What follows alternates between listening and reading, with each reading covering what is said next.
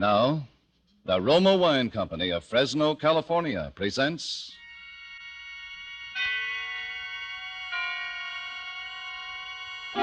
Suspense.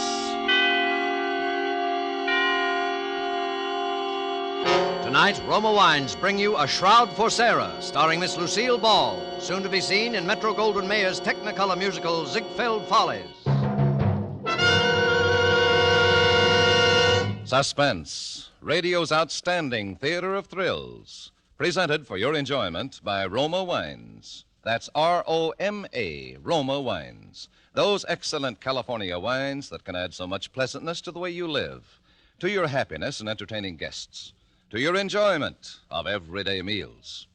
Yes, right now a glassful would be very pleasant as Roma Wines bring you Miss Lucille Ball in a remarkable tale of suspense.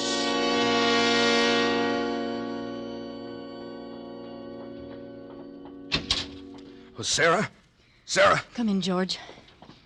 How did it go, darling? George, you're trembling. Something went wrong. No, nothing went wrong. You got it then? Yeah, I got it stuffed in all my pockets. Here, I'll dump it on the bed. Here you are, Sarah. 17 grand. 17,000? It's more than we expected. Yeah. George, you're acting queerly. Did everything work out all right? Sure it did. It was duck soup, just like old times, Sarah. Remember how every job clicked? Sure fire when we used to plan them together. George. Yeah? You're lying, aren't you? Sarah, you really love me, don't you?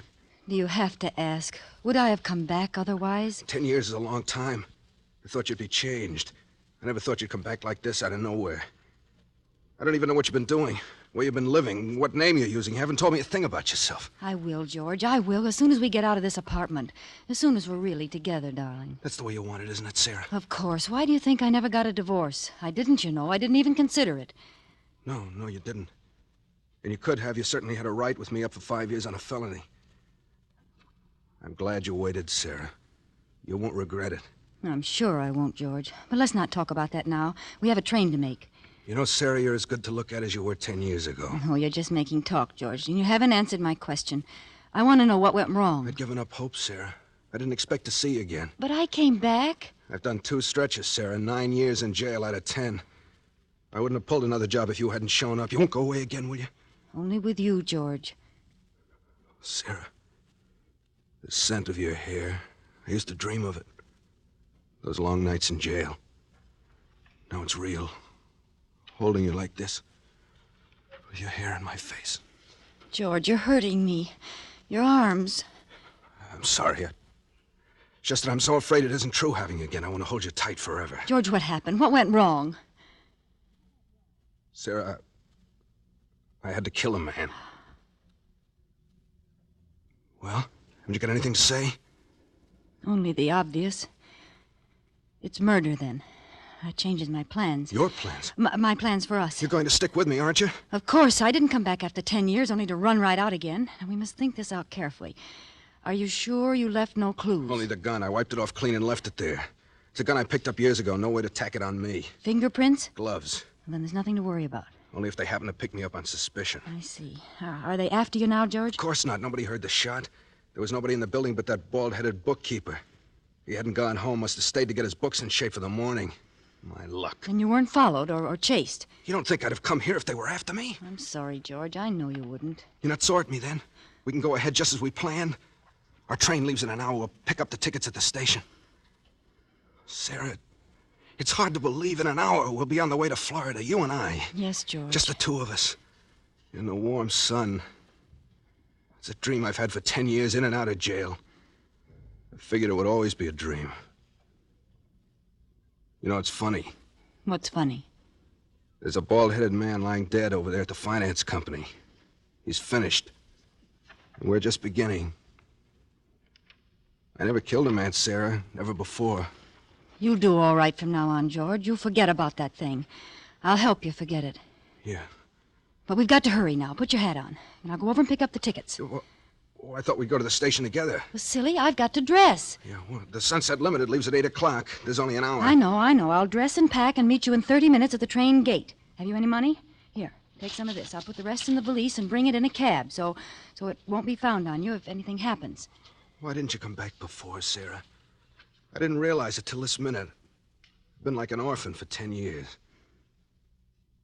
Kiss me? Now, that's all, George. You've got to hurry now. Yeah. Remember, the Sunset Limited at the gate. I'll remember. And don't forget to clean out the desk. I'll take care of everything, George. Now, hurry.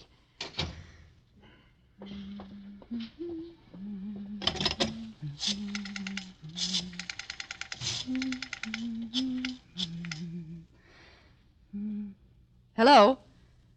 Police headquarters? A man was killed a few minutes ago at the Vanda Finance Company on Dexter Avenue. Please don't interrupt.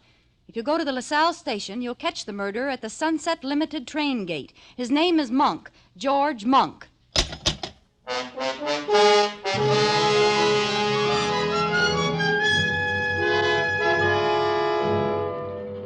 For Suspense, Roma Wines are bringing you as star Miss Lucille Ball in A Shroud for Sarah by Emil C. Tepperman.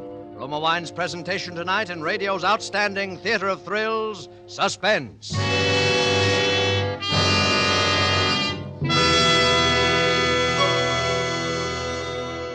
Between the acts of Suspense, this is Truman Bradley for Roma Wines. Saturday is Navy Day. On this day, all America gives honor to the returning veterans of the fleet. To these men, all America lifts its voice to say, well done. This weekend, too, millions of Americans will be entertaining family and friends. To them, here's a hospitality word from famed hostess Elsa Maxwell. My guests compliment me when I make delicious Roma California sherry first call for dinner. It's the perfect appetizer before the meal, served cool. Yes, Miss Maxwell, Roma sherry is most delightful later in the evening, too, when friends drop in, especially when served with tasty snacks. For glorious gold and amber, Roma sherry is a happy, mellow wine with natural fragrance and cream-rich, nut-like taste. So good because Roma sherry, like all Roma wines, is born of luscious grapes gathered at peak of flavor in California's choicest vineyards. Gently pressed, then unhurriedly guided to delicious perfection by Roma's ancient winemaking skill. Bottled at Roma's own famed wineries. That's why all Roma wines are true wines, unvaryingly good always. Remember, because of uniformly fine quality at reasonable cost, more Americans enjoy Roma than any other wine. Insist on Roma, R-O-M-A, Roma wines. And now, Roma Wines bring back to our Hollywood soundstage Lucille Ball as Sarah Martell in A Shroud for Sarah, a play well calculated to keep you in suspense.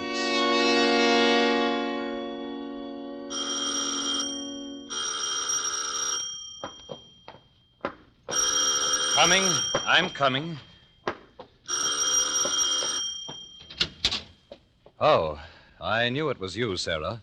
Only you would ring so insistently when you know I'm handicapped by this infernal crutch. Good evening, Peter.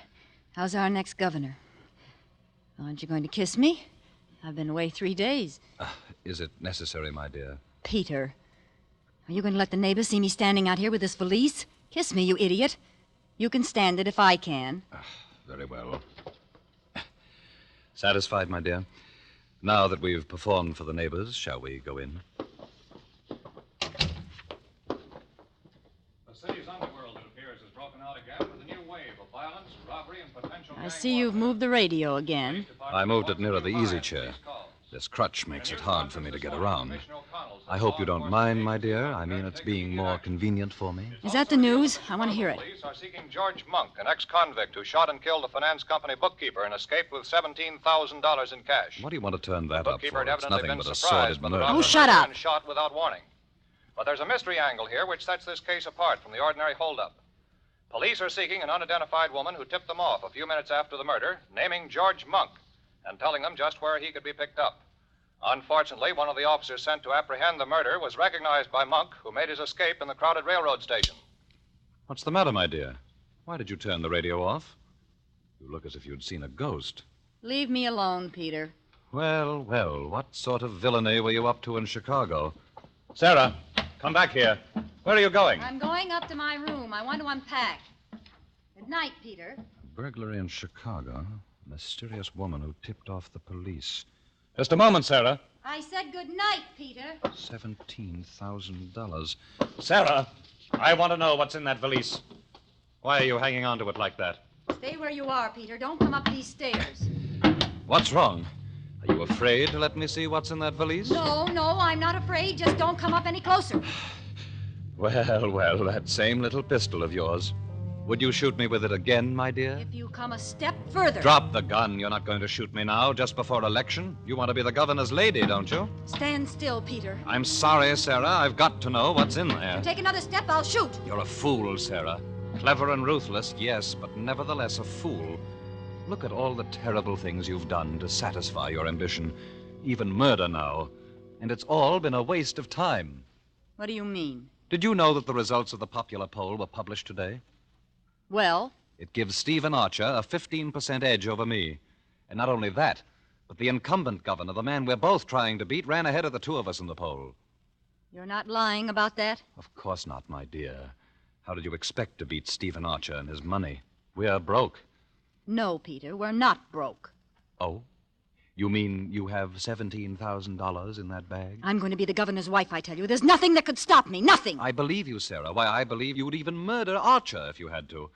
Let me have that valise. You can't seem to understand, Peter. You're not going to open it. Then shoot me, my dear. You do it so well. It comes so natural to you. Maybe you can shoot me in the other leg this time. Oh, will you never stop throwing it up to me? That was an A accident. very fortunate accident, wasn't it, Sarah? Just when I was ready to accept a commission in the Army.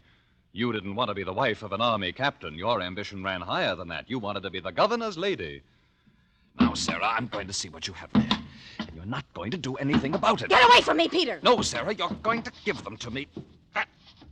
First the gun. And now that black... Sarah, don't! The stairs!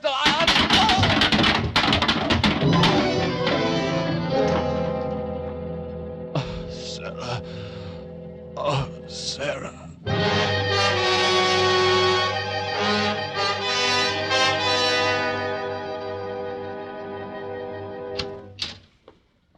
Please go straight into the bedroom, Doctor.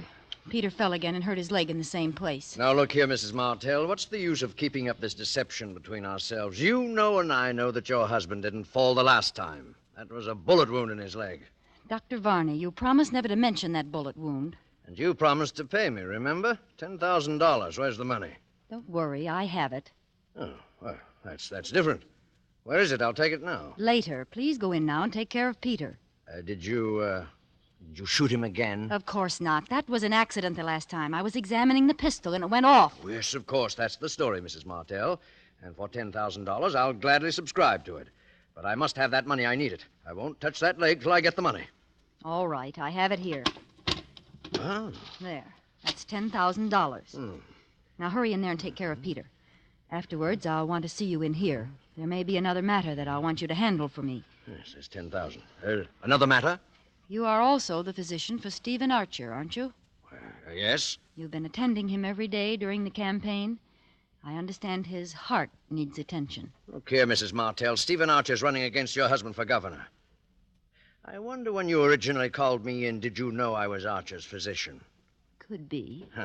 Well, I'm sorry I can't discuss Archer with you. Why not? Why not? Why, the ethics of my profession. The ethics of your profession. Please, Dr. Varney.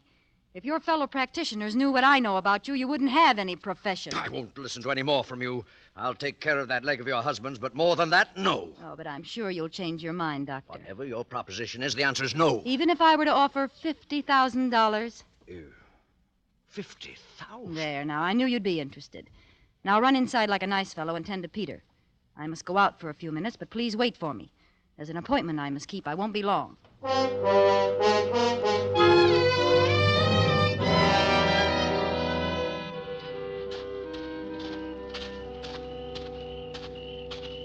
Mrs. Martell? Yes? Right here. Good evening, Mrs. Martell. Park is rather a dark place to meet, isn't it? I thought it would be best this way. Especially if we're going to discuss the things you hinted at over the phone. Mr. Archer, let's come to the point quickly. Do you want to win the election? Frankly, yes, very much. Would it be worth money to you? A great deal of money? Just what is your proposition? You're a wealthy man. Would $100,000 be too much to pay for the governorship? 100,000? I've spent several times that much on the campaign already, but I don't see how you could deliver the election. Listen to me closely, Mr. Archer. Yeah? I learned that in yesterday's poll figures, you ran 15% ahead of my husband. That's quite true. But neither you or Peter will win. You're both taking strength from each other, and the governor will be reelected. So your solution is for Peter Martell to withdraw at the price of $100,000. Exactly. If one of you withdraws, the other will surely win. That's absolutely true. But I happen to know that Peter Martell would never make such a deal. No, he wouldn't, the fool. But for $100,000, I will put him out of the race. You? Would you believe it if I told you I hated that man's very shadow? I have heard rumors here and there. I want to leave him. I want to be rid of him forever. Where could I go without money? What could I do? He's so disgustingly honest that we're always broke. He couldn't even pay me enough alimony. I've got to think for myself. I begin to see... Now, suppose that tomorrow, 2 days before the election, I were to file suit for divorce. I could leave for Reno tonight. It would be in every newspaper tomorrow. Would certainly eliminate your husband. You'd pick up all the votes Peter would lose, enough to swing the election. And your price is $100,000. You agree? I'd be a fool not to. Of course I agree. The moment you file your divorce papers in Reno, I'll have $100,000 credited to your account wherever you specify. No, I must have it in advance. No, my dear Mrs. Martell. In advance. It's out of the question. How do I know you'll go through with it after I pay you? And how do I know you'll pay me after I go through with it? Don't you trust me? Do I have to answer that? It looks like a deadlock. I'll tell you what I'll do. I'll take half now and the other half in Reno after I've filed the papers. $50,000 tonight, eh? It must be tonight. I'll leave in the midnight plane. Surely you have the cash available in a campaign like this. Yes, of course I have the cash. That seems to be the only solution. It's a deal, Mrs. Martell. You'll get the money now? At once. Wait here. My home is just across the park. I'll be back in 5 minutes. But just as a precaution, I'm going to note down the serial numbers of the bills I give you. If you aren't in Reno tomorrow morning, I shall report the money stolen. Don't worry, Mr. Archer. I promise you. After tonight, there won't be anything to worry about.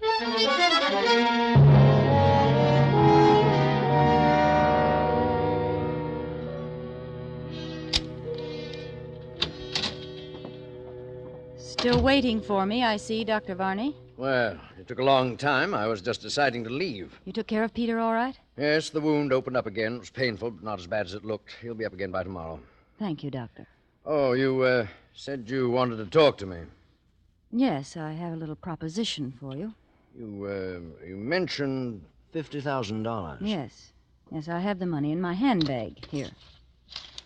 One. Take it. Now count it. Yes. What do you want me to do? Doctor, have you ever murdered anyone? What?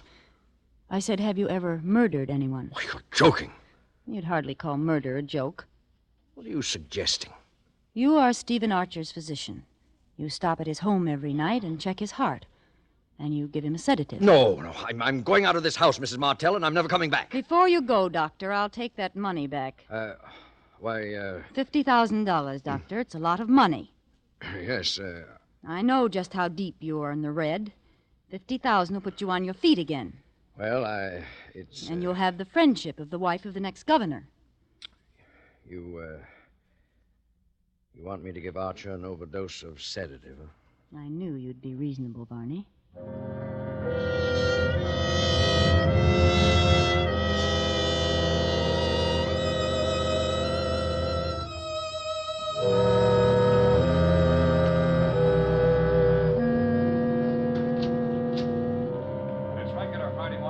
Good morning, my dear.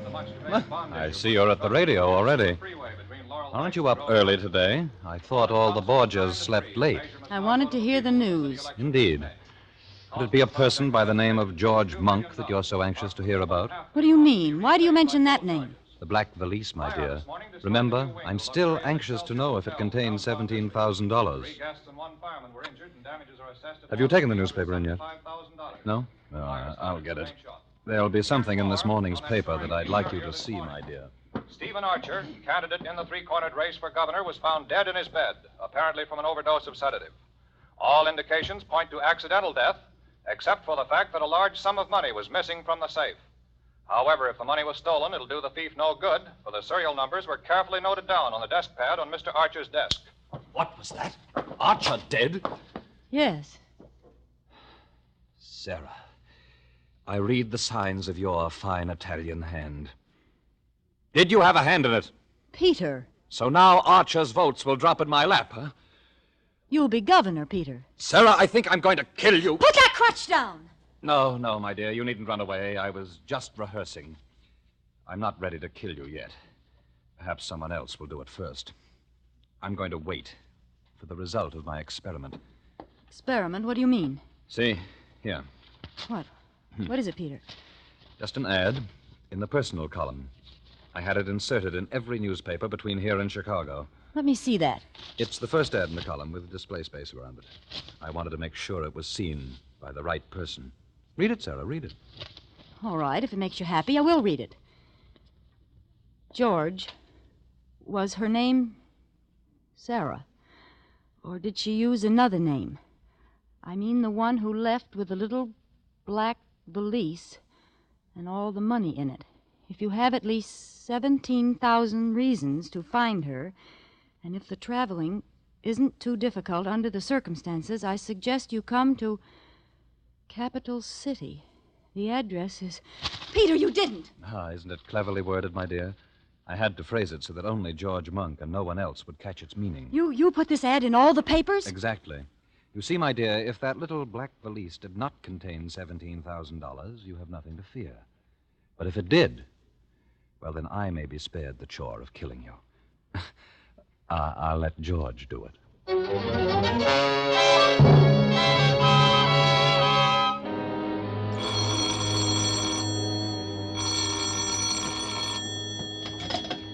Hello? Mrs. Martell? Who is this? Dr. Varney. Oh, What do you think it was? I thought... Never mind. What do you want, Varney? Don't you know? Think you're pretty clever, don't you? What do you mean? That was Archer's own money you gave me last night, that $50,000. Varney, are you insane? Don't you realize you're talking over an open phone? I only realize I murdered Archer for you for nothing. That $50,000 I can't use. The serial numbers have been broadcast. My dear Varney, I haven't the faintest notion what you're talking about. How clever you are, Sarah Martell. How clever. And how dangerous. Yes, too dangerous to live.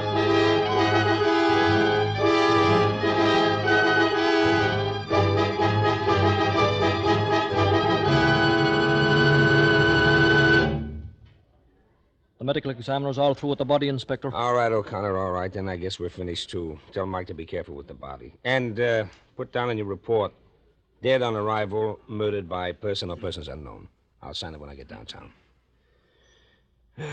She was a beautiful woman, O'Connor. It's a tough way to die. A tough way indeed, Inspector. How's Mr. Martell taking it? Like a trooper, sir. Here he comes now with his doctor. All right, O'Connor, I'll see you downtown. Yes, sir. Goodbye, Inspector. Are you pretty near through, Inspector? Yes, Mr. Martell, the boys are taking the body away now.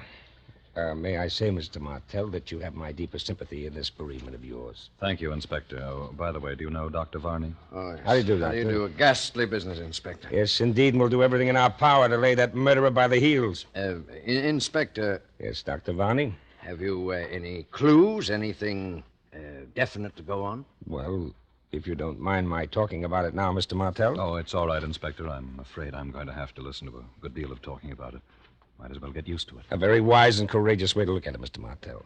Well, as I was saying, I believe it was a maniac. That's my firm conviction. A maniac? Right. Who but a maniac would have stayed in there to torment that poor dead body? Can you imagine a sane man first choking her to death with his hands, then stabbing her with some keen instrument, then bashing her head in with a blunt instrument?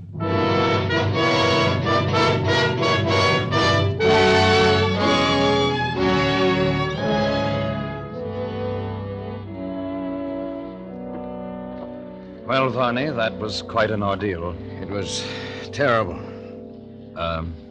Varney, Yes? you hated her very much, didn't you? No more than you did, Mr. Martell. I won't deny it. It's true. You haven't been using your crutch this morning. Huh? What made you think of the crutch? Oh, nothing. Blunt instrument, huh?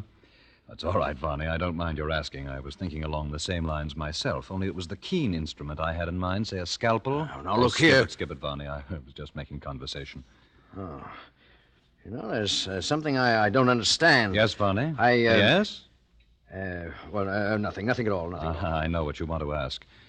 You want to know who was the third man. Well, I'll show you, Varney. Where are my keys? Here. What do you got in that closet?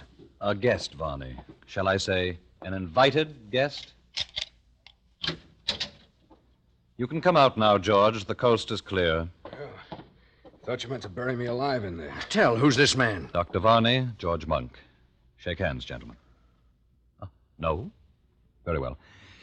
I thought it would be right for all three of us to be together for a moment. What are you talking about, Martel? Listen carefully, Varney, and you, George. Each one of us was in her room last night. The cumulative effect of our individual deeds has convinced the inspector that a maniac murdered my wife. But we three know better. However, there is one of us who knows more than the other two. One of us killed her first.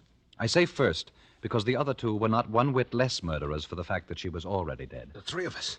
We all did it. Yes, George. And I suppose that by checking each other and comparing notes, we could determine, to the satisfaction of all of us, just who took precedence. For instance, when I heard you move about in the closet this morning and turn the key on you, I had no way of telling how long you'd been in the house. And I don't want to know. Then two of us will always be in doubt. Exactly, Varney.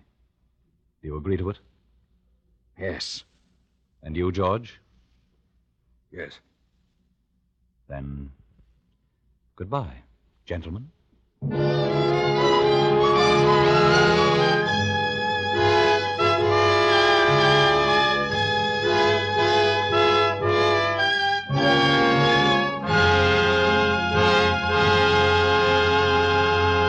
Roma Wines have brought you Lucille Ball, a star of A Shroud for Sarah. Tonight's study in Suspense.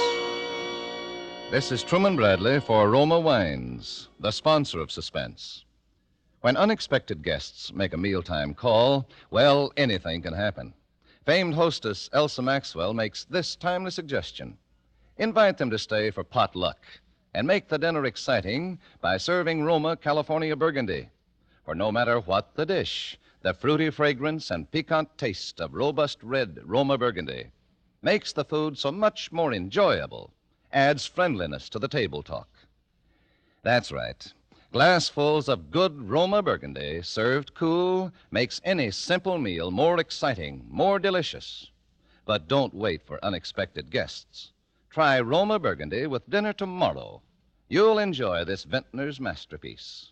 Like all Roma wines, this is wine at its best in uniform quality, yet costs only pennies a glass. Always insist on Roma wines. No other wine offers you so much for so little. Next Thursday, you will hear Ronald Coleman in Suspense, radio's outstanding theater thrill. Presented by Roma Wines, R-O-M-A, made in California for enjoyment throughout the world. There is an immediate need in most hospitals for auxiliary non-nursing personnel. Approximately 90,000 men and women must be recruited if hospitals are to provide patients with even minimum services. The present critical lack of hospital workers of all kinds is substantially reducing the amount of nursing care per patient because nurses must spend so much of their time on non-professional tasks.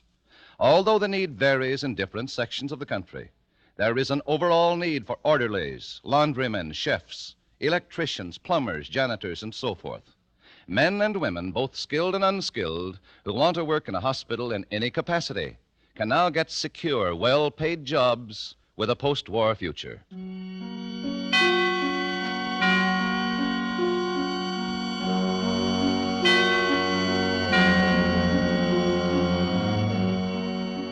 This is CBS, the Columbia Broadcasting System.